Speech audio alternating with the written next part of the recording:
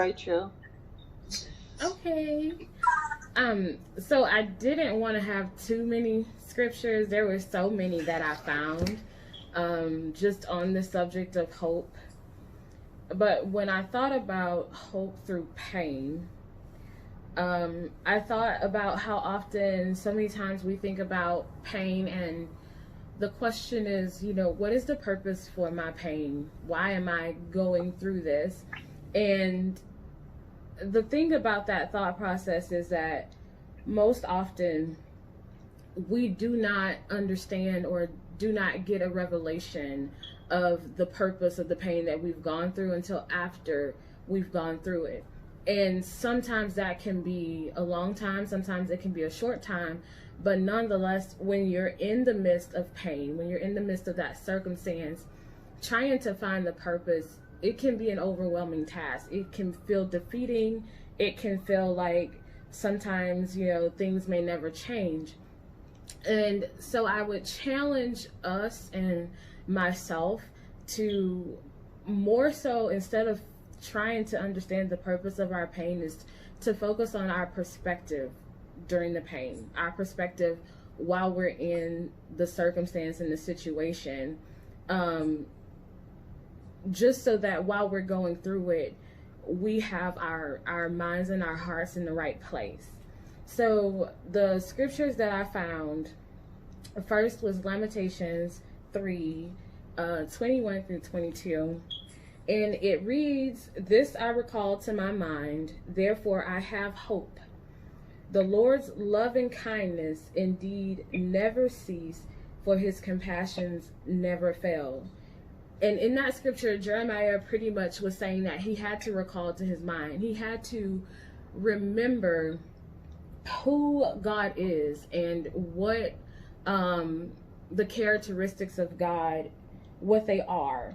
So the scriptures before that, he was talking about his afflictions, and he was talking about his soul, and when he thought about his afflictions, how it made his soul down, it brought him down. But once he recalled to mind and he remembered the nature of God, the characteristics of God, the things that God was capable of, and the fact that he is compassionate towards us and that it never fails, and he goes on to say that his mercies are new every morning, he was able to change his focus, change his perspective from the pain to who was with him in the pain, who was with him during this circumstance and this issue. And so the other scripture that I found was Hebrews 17 through 20, which read, hold on, let me find it, 17 through 20, which says, "Because God wanted to make the unchanging nature of his purpose very clear to the heirs of what he has promised, he confirmed it with an oath. And God did this so that the two unchangeable things in which it is impossible for God to lie, we who have fled to take hold of the hope set before us may greatly be encouraged. We have hope as an anchor for the soul, firm and secure, and it enters the inner sanctuary behind the curtain."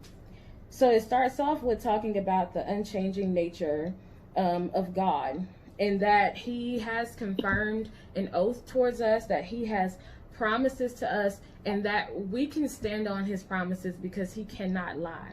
So even in the midst of our pain, even in the midst of circumstances that we're facing, if we hold fast to the promises of God and who he is, in the fact that he has made promises to us, that he cannot lie, and that he goes beyond the veil for us. Whereas before he came, we would have to go to a priest to pray on our behalf. But since he came and since he rose, he went beyond the veil for us, which means that he gave us more power. He gave us the ability to come to him, to sit at his feet, and to talk about the pain, to talk about the problems and the things that we are experiencing, and that we have the hope in knowing that he has made promises to us that he cannot go back on.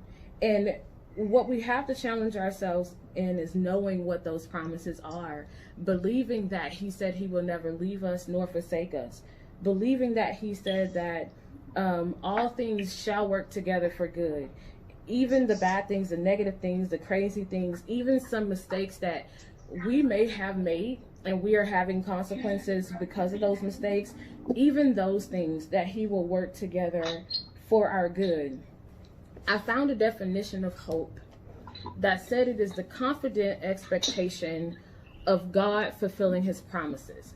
And the reason why we should start with our perspective, and the reason why we should hold fast onto God's promises and who he is to remember and realize that we're not in control. When I think of moments where I felt absolutely hopeless, where the pain was overwhelming, where the circumstances were daunting and just way beyond my control, that created such a feeling of hopelessness, it was because I wanted to control the outcome. I had expectations of how I thought things were going to be, how I thought they should have been, and I wanted to be able to know ahead of time, how is this going to end? How can I fix this? How is this going to be resolved? And during our pain, we can get very antsy. We can get very anxious. We can get frustrated. We can be resentful because all we can feel is the pain. All we can see is the circumstance that we're in that moment. And it causes us to be frustrated. It causes us to want to know, how long will I be in this place? How long will this happen? Why can't I fix this? Or God, if you can fix it, why aren't you fixing it? And so hope is having that confident expectation that God is going to fulfill his promise. We may not know how, we may not know when, but we as believers have to be confident that he is going to come and see about his children, that he has already made provisions, that he sees the tears, that he sees that loved one that may be sick, that we want so desperately to heal, but that they are just his child, just as much as his child as we are.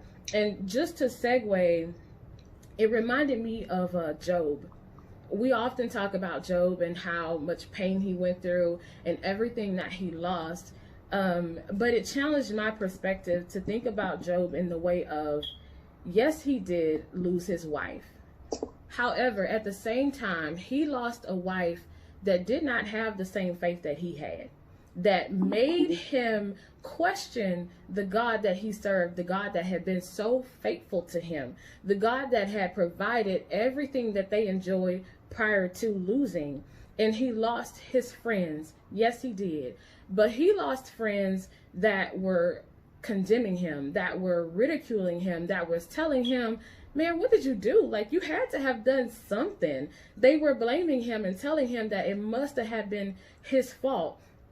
And it reminds me of our topic that we talked about, last week about, having the right friend in the circle and being accountable. But it more so made me think about the pain that Job went through, the removal of things that was taken from Job, and how externally as humans, we're looking like, man, that is painful. Man, that really was horrible. Like, God, that kind of sucked.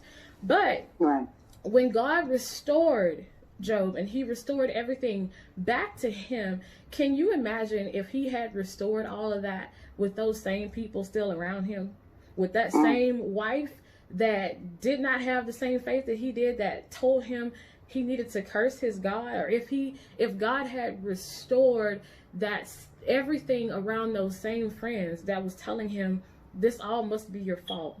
So sometimes the pain that we feel, the pain or circumstances that we encounter, the reason why it's most important to be like Job and say, yet he slay me, I will trust him. The reason why is it important for us to trust God is because God sees and he knows beyond us. We can see sometimes a little down the road, but God can see around the corner. He can see up the street. He can see up the year. And so we have to challenge ourselves to have the right perspective as believers, and to know the promises of God, and to trust in those promises, to trust in the fact that he's not going to leave us, to trust in the fact that he cares about us, and that he has gone beyond the veil on our behalf, that he has given us hope as an anchor for our souls, that we need to be anchored, so that when the pain comes, when life shifts us back and forth, and when we are moved and we cannot handle what's going on, that we can be anchored. We can be anchored in the truth of who God is, and we can be anchored in his promises and the things that he has said that are for us, the things that he has said that he will do on our behalf if we believe. And so we have to be certain that we are believing in the God that we serve, and that we are trusting in the God that we serve, because it is very easy to be hurt and to be frustrated. So yeah, it's very easy to be hurt and to be frustrated and resentful, you know, when you're going through pain and when the expectations aren't what you thought they would be. Because expectations is also the synonym to hope. Because if hope is the confident expectation of God's promises, then expectation is also the synonym to hope. It's also saying that I expect these things to get better. I hope that these things will get better. I am waiting for these things to get better. And so we just have to challenge ourselves to have the right focus and have the right perspective about God and his love for us, and how much he cares for us. And the last promise that I am going to share with you all is one that I have to remind myself of daily. It is in Philippians. It's Philippians 1:6.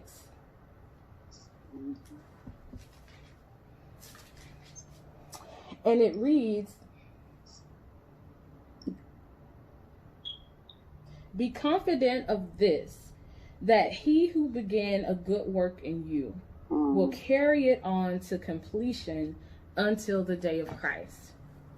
So even through the pain that we experience, even through those not so great experiences, it says that we are to be confident, because this scripture right here tells us that God will complete it. So if you are still here, that means it's not over. If you wake up in the morning, that means that it's not over. Just like, you know, someone said before, that sometimes you have to go moment by moment. And in every single moment, you need to remind yourself of the hope and of who God is and what he is capable of doing, and that he sees you. Because sometimes Satan will make you feel like you're alone, like God doesn't see you, like obviously if you're struggling, that he doesn't care. And that's not the case. If you remember the footprints poem, when the person thought that they were by themselves, it was when God was carrying them. And on the boat, when the disciples, you know, called out and was like, "Lord, can't you see that we are perishing?" And he was like, "Oh, ye of little faith," because he is always there. Even if he seems like he's asleep, he's not. He's always there. And at any given moment, he can command the wind and the storm in your life, in your circumstances, to cease. And they have to obey him. And if that is the God that we serve, if that's the God that you believe in, then that should give you hope.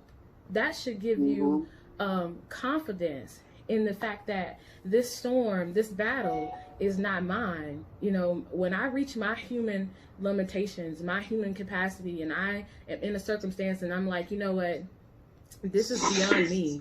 I can't do this. This is way too big for me. Then I get really confident, because I'm like, oh, well then if it's beyond me, if it's beyond my human capacity, then let me give this to God, and let me let you handle this. And then whatever happens, this is yours. It's on you. But you also promised that it was going to work together for my good. And you also promised, if I'm confident in you, if I'm confident in this very thing, that God, the work that you began in me, that you're going to complete it. So even through the storm, even through this pain, whatever I'm facing, that is not the end, that it's not over until you say it's over, because you promised me in Philippians that you were going to complete it until the day of Christ's return. So that is the word that I have